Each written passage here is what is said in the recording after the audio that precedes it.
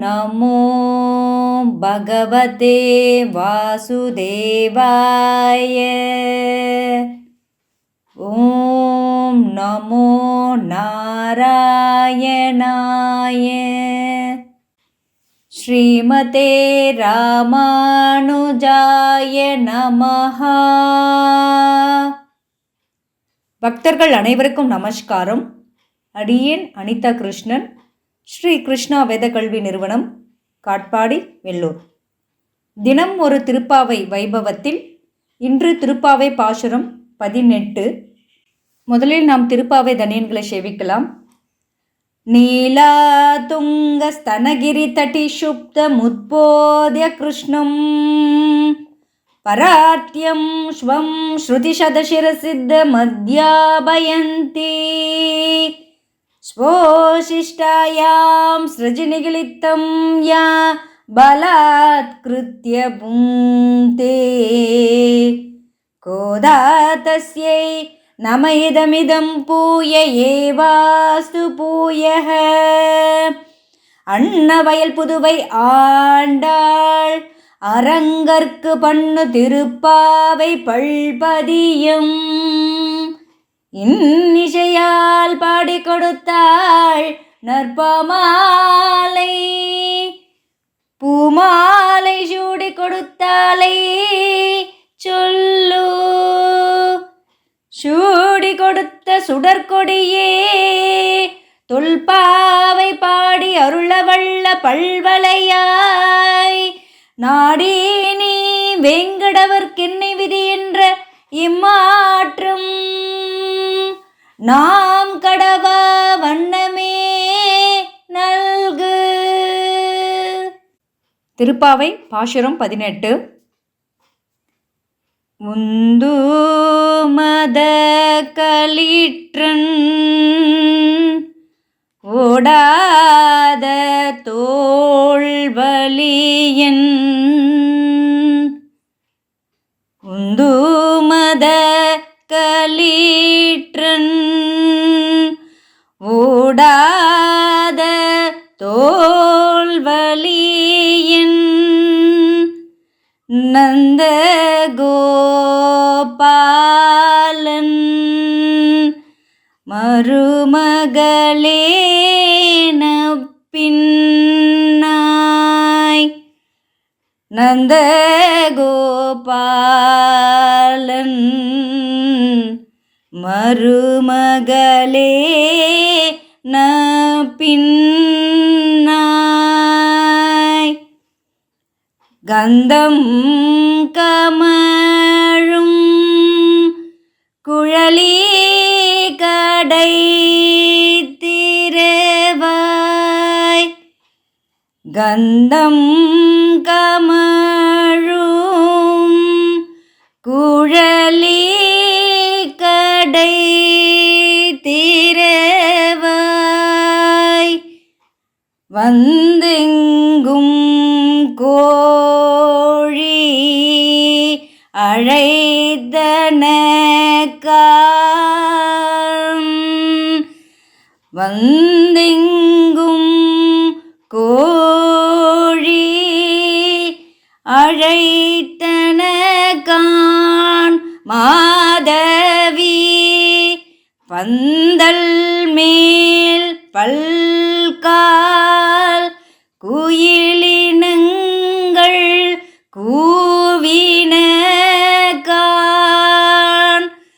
பந்தல் மேல் பல்கால் குயிலினங்கள் கூவினகான்.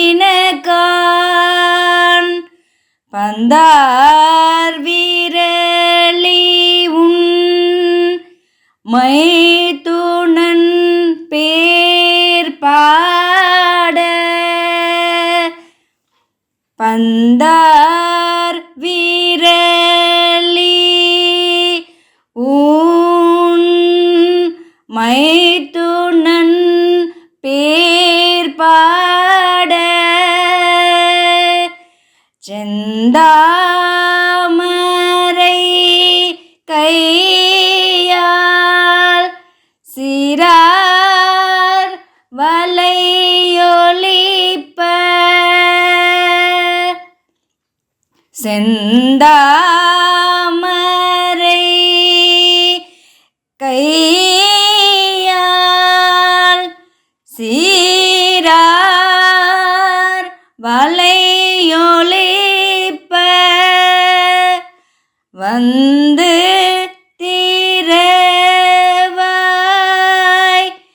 மகிழ்ந்தேலோர் எம் பாவாய். வந்து திரவாய் மகிழ்ந்தேலோர் எம் பாவாய். உந்து மத களிற்றன் ஓடாத தோள் வலியன் நந்தகோபாலன் மருமகளே நப்பின்னாய். கந்தம் கமழும் குழலி கடை திரவாய் வந்தெங்கும் கோழி அழைத்தனகான். மாதவி பந்தல் மேல் பல்கால் குயிலினங்கள் கூவினகான். பந்தார் விரலி உண்மை துணன் பேர்பாட செந்தாமரை கையாள் சீரார் வலையொலிப்ப வந்து திரவாய் மகிழ்ந்தேலோர் எம்பாவாய். திருப்பாவை பாசுரம் 18க்கான விளக்கம். இந்த 18வது பாசுரத்தில் எப்படி எழுப்பியும் எம்பெருமான் எழுந்திருக்காமல் இருக்க நப்பின்னை பிராட்டியை புருஷகாரமாக முன்னிட்டு கொண்டு எழுப்பினால் கண்ணன் எம்பெருமானை எழுப்பலாம் என்றெண்ணி அவ்வாறே செய்கின்றாள் ஸ்ரீ ஆண்டாள் நாச்சியார். இந்த பாசுரம் எம்பெருமானாருக்கு மிகவும் உகந்த ஒன்றாகும். திருப்பாவையில் எம்பெருமானார்க்கு உகந்த பாசுரம் என்ற சிறப்பை பெற்ற இந்த பாசுரம் இருமுறை ஓதப்படுகின்றது, இருமுறை பாராயணம் செய்யப்படுகின்றது. நப்பின்னை பிராட்டியை எழுப்பும் பாடலாகும். பிராட்டியை முன்னிட்டு கொண்டுதான் இறைவனிடம் செல்ல வேண்டும் என்பது வைணவ நெறி. ஆர்வ மிகுதியால் அதனை மறந்து முறை தவறி பலராமன் கண்ணன் இவர்களை எழுப்ப தலைப்பட்டார்கள். இப்பொழுது முறை தெரிந்து செயல்படுகின்றார்கள். சாதாரண காலங்களில்தான் முறையெல்லாம் கடைபிடிக்கப்படுகின்றது. பிரேமை அதிகரித்த பக்தி நிலையில் முறை தவறுவது இயல்புதான். மத்த கஜத்தை போல பலமுடையவராய் போரில் புறமுதுகிட்டு ஓட வேண்டாதபடியான தோல் வலிமையை உடையவரான ஸ்ரீ நந்தகோபருடைய மருமகளே, நப்பின்னை பிராட்டியே, நறுமணம் மிகுந்த கூந்தலை உடையவளே, வாயிலை திற. கோழிகள் எல்லா பக்கங்களிலும் வந்து கூவுவதை பார். குறுக்கத்தி கொடிகளால் ஆன பந்தல் மேல் இருக்கும் குயில் கூட்டங்கள் மீண்டும் மீண்டும் கூவுவதை பார். பந்தை பிடித்து கொண்டிருக்கும் விரல்களை உடையவளே, உன் நாதனான கண்ணன் எம்பெருமானுடைய திருநாமங்களை நாங்கள் பாடும்படியாக உன்னுடைய அழகு பொருந்திய வளையல்கள் ஒலிக்கும்படி வந்து உன்னுடைய சிவந்த தாமரை போன்ற திருக்கையால் மகிழ்ச்சியுடன் கதவை திற என்பதே இந்த பாசுரத்திற்கான விளக்கமாகும். அடுத்ததாக சில முக்கியமான வார்த்தைகளுக்கான பொருளை பார்க்கலாம். உந்தும் மத களிற்றன் என்பதற்கான பொருள் மதம் உந்துகிற களிர்களை உடையவன், யானைகளை உந்துபவன், யானைகளை செலுத்துபவன், யானை வலிமை பெற்றவன், இப்படி சொல்லலாம். இங்கு யானை ஏது எனில் வசுதேவருக்கு யானைகள் உண்டு. நந்தகோபர் அவரது நண்பர். இங்குள்ளது அங்கும் அங்குள்ளது இங்குமாய் பரிமாற்றம் உண்டு என்பது இந்த உரைக்கான விளக்கமாகும். அடுத்ததாக ஓடாத தோல்வலியன் என்பதற்கான பொருள் புறமுதுகிட்டு ஓடுவதென்பது ஆயர்களிடம் இல்லை, மன்னன் நந்தகோபனிடம் இல்லவே இல்லை. வலிமை படைத்த கம்சனும் கூட வஞ்சனையாக கண்ணனை அழிக்க முற்பட்டானே தவிர படையெடுத்து வரவில்லை. காரணம் ஆயர்களிடம் உள்ள பயம். கையில் மாடு மேய்க்கும் கோல் இருப்பினும் விரோதிகளை கண்டால் அந்த மாடு மேய்க்கும் கோலிலே வேலை சொருகி போருக்கு கிளம்பும் ஆற்றல் மிக்கவர்கள் ஆயர் தலைவர்கள் என்பதே இதற்கான விளக்கமாகும். அடுத்ததாக நந்தகோபாலன் மருமகளே என்ற வார்த்தைக்கான பொருள் நந்தகோகுலத்தின் தலைவன் நந்தகோபன் அத்தனை பெருமை உடையவன் ஆயினும் ஆயர் மங்கையர் பெயர் சொல்லி குறிப்பிடும்படி அத்தனை எளியவன். அவருடைய மருமகள் எழுப்பப்படுகிறாள். மாமனார் பெருமையை சொன்னால்தான் அவளுக்கு மகிழ்ச்சி. சிறையிருந்த சீதை, என் மாமனார் தசரதன் இருந்திருந்தால் எனக்கு இப்படிப்பட்ட பரிபவம் நேர்ந்திருக்குமா என்று கூறினாளாம்.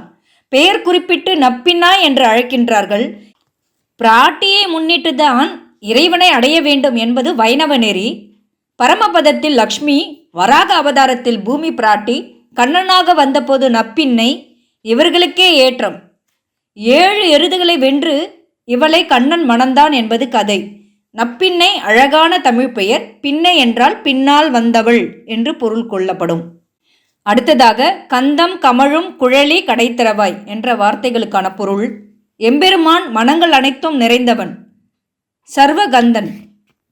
அந்த பகவானுக்கே மனம் மூட்டும் வாசனை நிறைந்த குழல் இவளுடையது. நப்பின்னையின் பெருமைகளை கூறி அவளை கதவை திறக்க சொல்கிறார்கள்.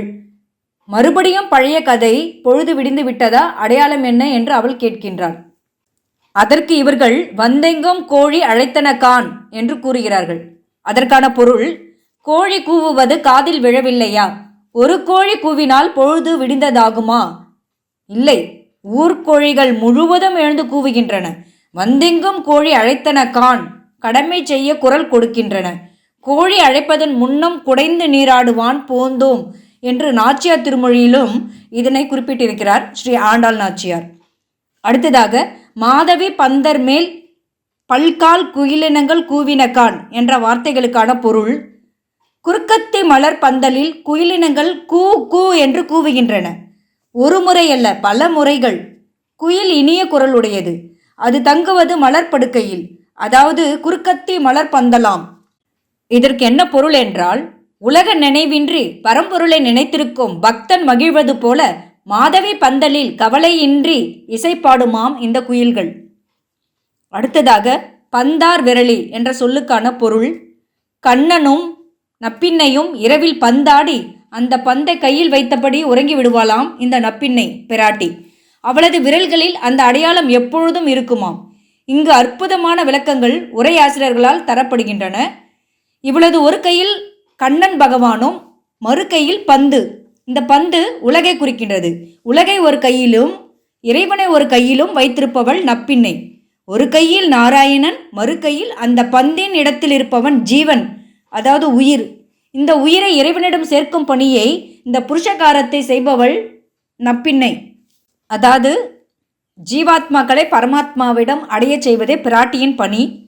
இதில் பிராட்டி வழியாக பிரானை அடைதல், பகவானை அடைதல் என்ற வைணவமும் இதில் அடங்கியுள்ளது. இதில் இன்னொரு தத்துவமும் விளங்குகின்றது. ஒருவரை விட்டு ஒருவரை வணங்குதல் கூடாது என்பதாம். அதாவது பிரானை விட்டு பிராட்டியை வணங்குதலோ அல்லது பிராட்டியை விட்டு பிரானை பகவானை வணங்குதலோ கூடாது. இதற்கு உதாரணமாக சூர்பனகை பிராட்டியை விட்டு பிரானை மட்டும் பகவானை மட்டும் பிடித்தால், ராவணன் பிரானை அதாவது பகவானை விட்டுவிட்டு பிராட்டியை மட்டும் பிடித்தான். இருவருமே அழிந்தார்கள். இப்புருஷகாரம் இதில் கூறப்பட்டுள்ளது. எனவே இருவரையும், ஒருவரை விட்டு ஒருவரை வணங்குதல் கூடாது, இருவரையும் வணங்க வேண்டும், பிராட்டி வழியாக பகவானை அடைதல் வேண்டும் என்ற வைணவ நெறி இதில் எடுத்துரைக்கப்பட்டுள்ளது. இது சைவ வழிக்கும் ஒரு உதாரணமாகவும் கூறப்படுகின்றது. சைவத்திலும் அன்னை அருளால் அப்பனை அடைதல் என்ற தத்துவம் இதில் விளக்கப்பட்டிருக்கின்றது. அடுத்ததாக உன் மைத்துனன் பேர்பாட என்ற சொல்லுக்கான பொருள், கதவை திறந்து எங்களை உள்ளே வரவிட வேண்டும். நாங்கள் வந்திருப்பது கண்ணனான உன் கணவன் புகழ்பாட. மைத்துனமை என்றால் ஊடல் என்ற அர்த்தம். கண்ணனுக்கும் உனக்கும் ஊடல் நடைபெறுகையில் நாங்கள் உன் பக்கமிருந்து உனக்காக கண்ணனுடன் வாதாடுவோம். பெற்றோர்களிடையில் சலசலப்பு நேருகையில் பிள்ளைகள் தாய் பக்கமே இருப்பார்கள். எனவே நாங்கள் எப்பொழுதும் உன் பக்கமே என்று பிராட்டியை கதவை திறந்து விடுமாறு வேண்டுகிறார்கள் இந்த ஆட்சியர்கள். அடுத்ததாக செந்தாமரை கையால் சீரார் வலை ஒழிப்ப வந்து திறவாய் மகிழ்ந்தேலோர் எம்பாவாய் என்ற வார்த்தைகளுக்கான பொருள், அழகிய கை பிராட்டியுடையது. தாமரை கண்ணன் விரும்பும் தாமரை கை இந்த நப்பினையின் உடையது. நீ கதவை திறக்கையில் அந்த கையழகை, அதிலே வளையல்கள் ஒலிப்பதை நாங்கள் காண வேண்டும். நீ நடந்து வரும் நடையழகால் எங்கள் கண்களுக்கு விருந்திட வேண்டும். மகிழ்ச்சியோடு வர வேண்டும். உன் முக மலர்ச்சியை நாங்கள் காண வேண்டும். அந்த மகிழ்ச்சி எங்கள் வாழ்விலும் மகிழ்வூட்டும் என்று கூறுகிறார்கள். இங்கு சீரார் வலை என்ற சொல்லுக்கான பொருள், வலைக்கு சீர்மை, கழலாதிருத்தல், எம்பெருமானை பிரியாதிருப்பதால் வலை கழல்வதில்லை. பகவானது கரங்களில் ஒன்றுக்கு அபயகரம் என்று பெயர். அது நீ அஞ்சேல் என்று கூறும், அதாவது நீ பயப்படாதே என்று கூறும். பிராட்டியான தாயாரின் கரமும் அவ்வாறே காட்டும். ஆனால் இது ஏற்ற முடியாது. வைத்தஞ்சல் என்னும் கரம். இவனை பார்த்து நீ பயப்படாதே நான் பார்த்து கொள்கிறேன் என்றும் கூறும் கை நப்பின்னையினுடையது. அதாவது பகவான் சங்கு சக்கரதாரியாய் ஆயுதங்களுடன் இருப்பதை பார்த்து நீ பயப்படாதே, நான் பார்த்து கொள்கிறேன் என்று கூறும் கையானது பிராட்டியுடையது. இப்பாசுரம் எம்பெருமான ராமானுஜர் வரலாற்றிலே இடம்பெற்றது. திருவரங்கத்தில் ராமானுஜர் பிக்ஷைக்கு எழுந்தருளும் பொழுது எப்பொழுதும் திருப்பாவை அனுசந்தானம் செய்து கொண்டே சொல்லியே செல்வார். உந்து மத களிற்றன் என்ற தொடங்கும் இந்த பாசுரத்தில் பந்தார் விரலி என பாடல் வரிகளை தொடங்கி வந்து திறவாய் என்று அந்த அடிகளை சொல்லுகையில் அவரது ஆச்சாரியாரான பெரிய நம்பிகளின் திருமாளிகை வந்தது. கதவை திறந்து அத்துழா என்ற அவரது மகள் பிக்ஷையிட்டால் நப்பின்னையையே எண்ணி பாடி வந்த ஆச்சாரியார் வந்தவளை நப்பின்னையாகவே எண்ணி மூர்ச்சையாகிவிட்டார். பயந்து உள்ளே சென்று தந்தையை, அதாவது பெரிய நம்பியிடம் தெரிவித்தால் அப்பெண், ஓஹோ உந்து மத களிற்றின் ஆகாதே என்றாராம் ஆச்சாரியார். சூழ்நிலை மறந்து நப்பின்னையை தம் மகள் வடிவில் சீடன் கண்டிருக்கின்றான் என்பதை உணர்ந்து விட்டார் ஆச்சாரியர். இப்பாசுரம் இவ்வரலாற்றால் ஏற்றம் பெற்றுவிட்டது.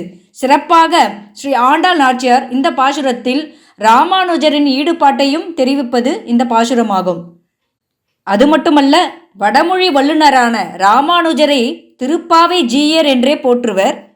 அது மட்டுமா, இந்த திருப்பாவை 18வது பாசுரம் 18 என்ற இந்த எண் பல வகையில் சிறப்புடையது. உதாரணமாக 18 தத்துவங்கள், 18 புராணங்கள், 18 சித்தர்கள் என்பன புகழ்பெற்றன. அந்த வகையில் இந்த பாசுரமும், இந்த 18வது பாசுரமும் மிகவும் புகழ்பெற்றது வைணவ மரபில். ஸ்ரீ ஆண்டாள் திருவடிகளே சரணம். நமஸ்காரம்.